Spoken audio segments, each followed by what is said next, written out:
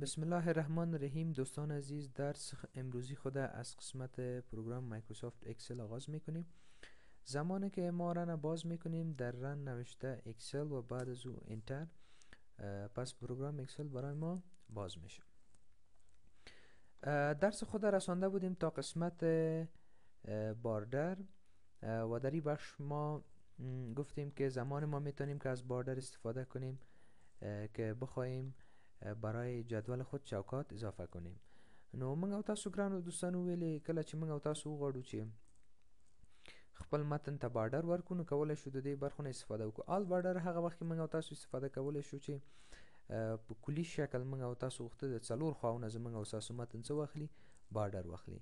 د ډرا بارډر په واسطه باندې موږ او تاسو کولی شو مشخص ځای کې ځان ته بارډر اضافه کړو او همچنان کولی شو په دې کې روز او کالمز په دې شکل موږ او تاسو څه شو اضافه کوو. نو دا زموږ او تاسو په خوښه ده، یعنی د پنسل په واسطه باندې موږ او تاسو کولی شو چې خپل بارډر رسم کړو.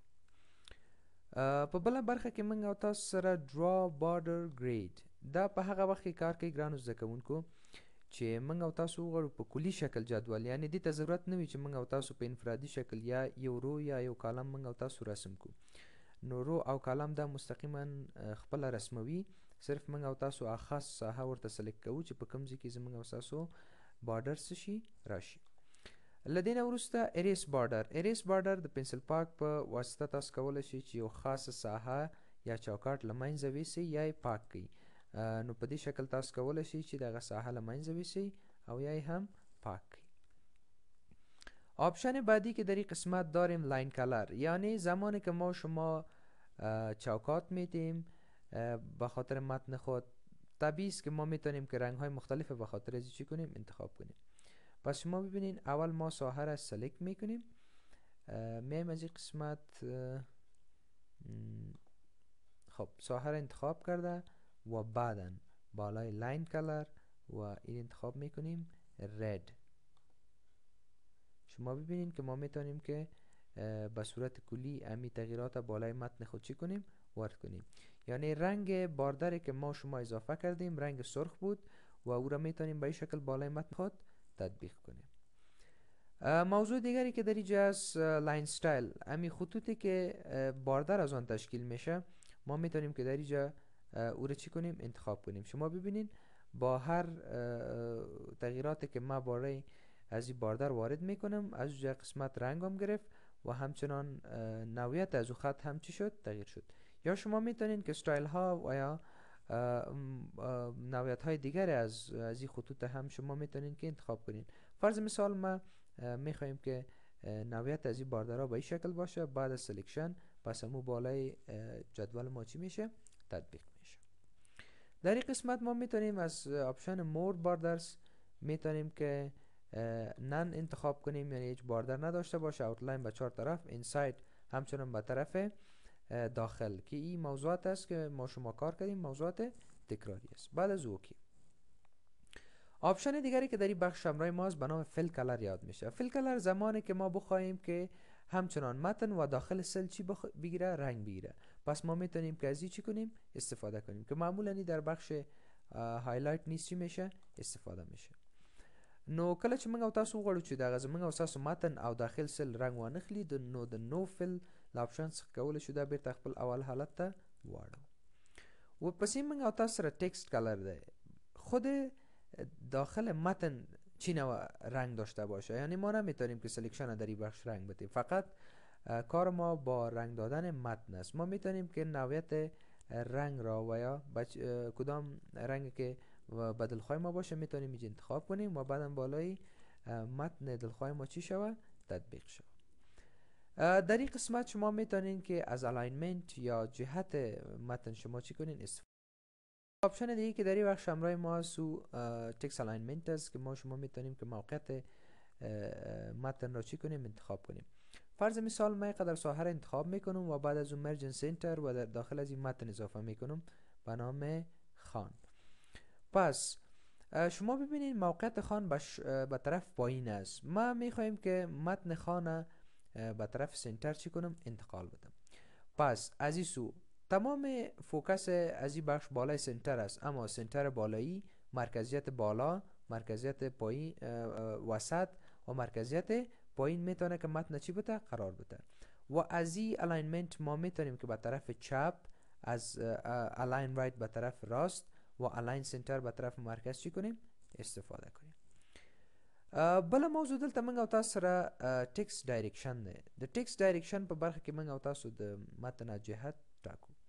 مثال زاویه په شکل موږ او تاسو کولای شو چې دا متن سکو واړو، یا موږ او تاسو کولای شو چې په دې زاویه خپل متن ته څه ورکو انتقال وکړو. دا معمولا په جدولونو کې استفاده کیږي زموږ او تاسو ضرورت په اساس. ورټیکل موږ او تاسو کولای شو چې پاس نه لاندې طرف ته متن څه شي کو انتقال کو.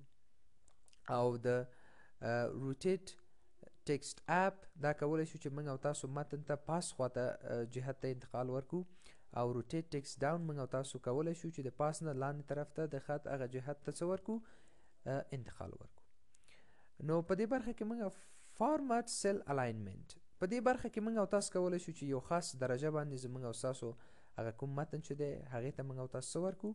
نو فل حال دا 90 درجه دی، موږ او تاسو ورته وایو چې دا د 80 درجه څوکي یعنی حرکت د پیدا کی خپل جهت ته ورسته دی نه وکي. نو تاسو وګورئ چې دا 80 درجه دی څه پیدا ک حرکت پیدا ک. په دې برخه کې موږ او تاسو سره ډیکریز انډنت کولای شي موږ او تاسو ته فاصله ورکړي. څومره فاصله چې موږ او تاسو غواړو د ښي خوا نه چپ طرف ته راشو یا د چپ خوا نه ښي طرف ته راشو، موږ او تاسو کولی شو له دې اپشنونو نه څه وکړو کار واخلو. یعنی موږ او تاسو کولی شو انډنت یو فاصله ورکړو د ښي خوا نه چپ طرف ته او د چپ خوا نه ښي طرف ته. مرجن سنټر موږ او تاسو ویلې چې مرجن سنټر څو سیلونه سره مرج کوي یو ځای کوي هغه فاصله له منځه وړي او همچنان موږ او تاسو متن کوم ځای ته راولي سنټر یا مرکز.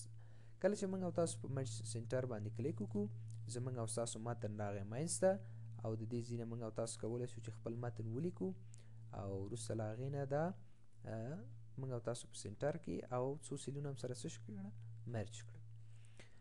موضوع دیگری که در این بخش است به نام رپ تکست چی میشه؟ یاد میشه. رپ تکست زمان استفاده داره که ما یک نام طولانی در یک سل داشته باشیم و این از یک سل به دیگه سل چی شود انتقال شود و ما میخواهیم که تمام از در یک سل چی شود گنجانیده شود.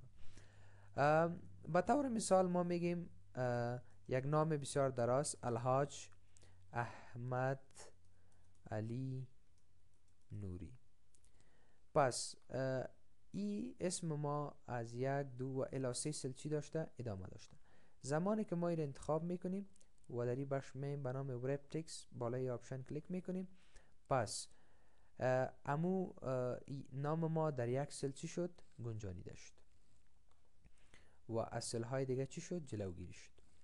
در بخش الاینمنت موضوع دیگری که در اینجا است به شکل هورایزونتال و ورتیکال، به شکل عمودی و افقی ما میتونیم که متن خود به سنتر بیاریم و یا به طرف پایین چی بتیم قرار بدیم. فرض مثال ما این ساحه را انتخاب میکنم و از این قسمت میم در قسمت هورایزونتال میم سنتر باشه که فعلا هیچ به شکل کلی به مرکز متن انتقال یافت، و یا از این طریق میتونیم که از طریق هورایزونتال بگوییم به طرف رایت باشه. اوکی، پس به طرف رایت چی کرد انتقال یافت به شکل افقی. اما اگر ما بخوایم که به شکل عمودی را انتقال بدیم پس میتونیم از آپشن ورتیکال به طرف باتم یعنی به طرف پایین چی بیابه انتقال بیابه که ما شد دیدیم که متن به طرف پایین چی شد انتقال یافت. موضوع دیگری که در این بخش همراه ما رپ تکست است که ما شما او را کار کردیم که متن طولانی را در اکسل جای به جای میکنه و shrink to fit.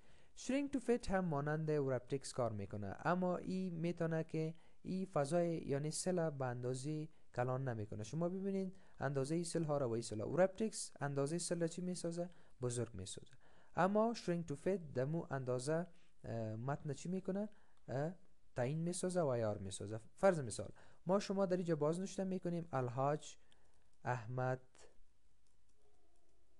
نوری. پس شما ببینین این در 3 سل چی شده جا شده. ما متن خود انتخاب میکنیم و بعد از او در قسمت الاینمنت میگیم shrink to fit، بعد از او اوکی. شما ببینین که متن در یک سل چی شد گنجانیده شد و اندازه و یا سایز متن چی شد خرد شد تا که در یک سل چی شود جا به جا شود. درس امروزی ما دمی قسمت پایان میرسه. خدا کنه که یک چیز یاد گرفته باشین دوستای عزیز. چینل ما را سابسکرایب کنیم تا از درس های آینده مستفید شوید. تشکر.